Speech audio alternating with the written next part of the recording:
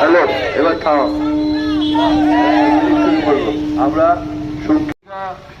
আমাদের রাজ্য এবং কেন্দ্রের নেওয়া উচিত।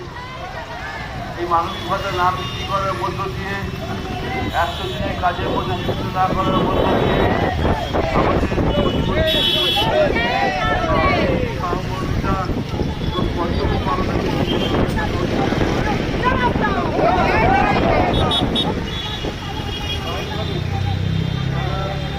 এইরকম নতুন নতুন আপডেট দেখার জন্য বেঙ্গল ন্যাশনাল টিভিকে ফলো, লাইক, সাবস্ক্রাইব, শেয়ার করুন।